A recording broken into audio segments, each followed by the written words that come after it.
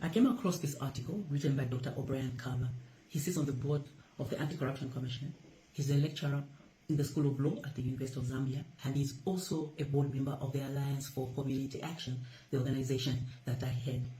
I chose to read this article because I think it needs to be heard by citizens of this country, and especially to be heard by the president and those in power. It talks about corruption. And all of us will agree that the biggest problem this country faces is one of public money that is meant for the people, meant to lift the standards of living, for medicine, for education, for everything, ending up in a few pockets.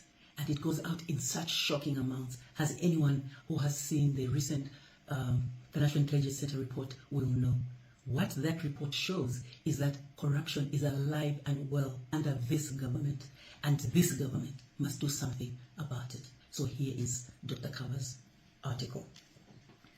The strong anti-corruption fight President Hichilema launched when he ascended to office has ebbed off and lost traction.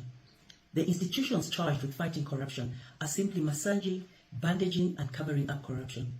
Isn't it strange that ACC can make headline news for arresting and prosecuting a poor clinical officer for signing off 2 employment contracts, while the ACC has done nothing about the more cases involving millions of dollars exposed in the FIC reports? Why should the poor be prosecuted aggressively while the rich and powerful are let off the hook and given immunity, rewarded? Just what has gone wrong? Here are my 3 areas of vulnerability which the president needs to urgently attend to if the fight has to be resuscitated, look credible, and gain traction. Number 1, state chambers are in the forefront of looting.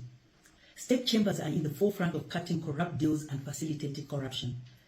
This has put all law enforcement agencies in an awkward situation, as state chambers ought to be an ally in fighting corruption.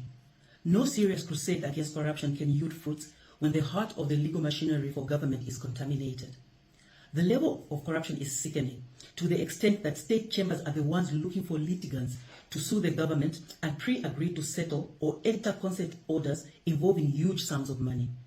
The scheme has been perfected to the extent that some orders are now signed using judges outside Lusaka to avoid public scrutiny and media attention in Lusaka. The president needs to do 2 things.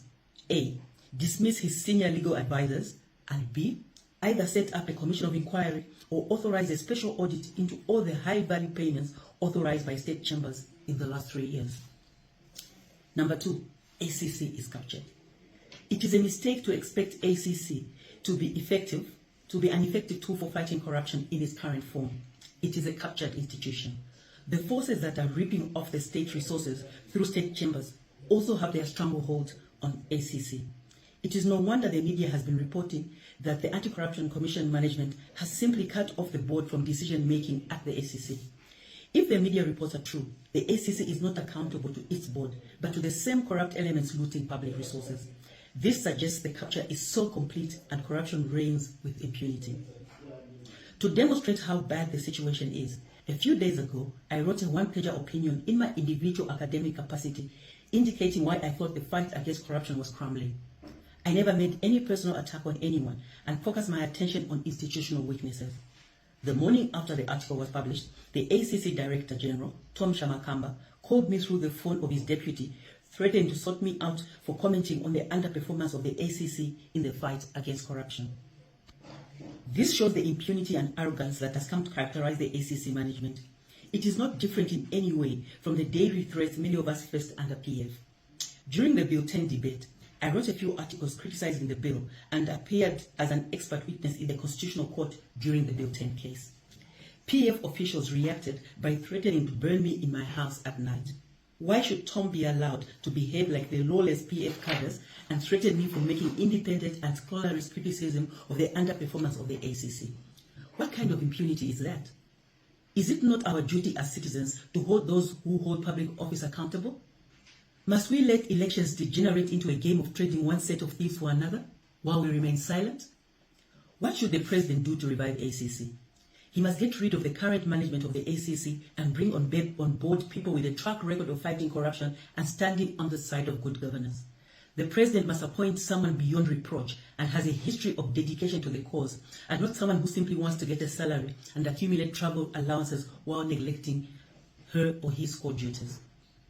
corruption-tainted settlements. Number 3. The UPND government went to town denouncing the former DPP under President Lungu's tenure when it discovered that she had entered into settlements immunizing some of the individuals accused of serious acts of corruption. This partly explains why the government instituted her removal. Yet, in less than 3 years, the ACC has entered in more scandalous settlements with some of the people accused of the most heinous acts of corruption. The media has been reporting a shocking trend where the ACC simply asks suspects to return just a fraction of the loot and keep the rest while the suspect is given immunity from prosecution. Using this mechanism, ACC is basically allowing both PF and UPND aligned officials facing serious accusation of corruption to buy off their freedom, using the same resources looted from the public. As long as one is willing to give a cut, they are let off. Are the people who think that ACC is now preoccupied with finding people with big loot, immunize them and share the loot not justified? It is clear that the provision allowing the grant of immunity is being abused. The President should facilitate the amendment of the immunity clause to narrow its use and infuse inbuilt safeguards against its abuse in order to protect public interest. Beyond these short-term measures, there is need for serious institutional reform of ACC to redesign its structures and professionalize its operations. In its current state, it cannot be relied on to effectively fight sophisticated, high-level corruption. Doesn't that explain why the ACC has done very little in relation to sophisticated transnational acts of corruption recently? There is need to also focus on preventing corruption and fostering a culture of accountability by enacting a robust asset disclosure law to replace the current scattered and outdated pieces of legislation. To also get a national picture of the depth of the problem, the President should consider setting up a commission of inquiry to find out the depth of the problem. The mandate of the commission should be broad and extend to both current and past corruption. This will give the country an opportunity for stock-taking and understanding of the depth of the challenge. The author, as I say, is Dr. Kava, a lecturer at the University of Zambia and a board member of the Alliance for Community Action.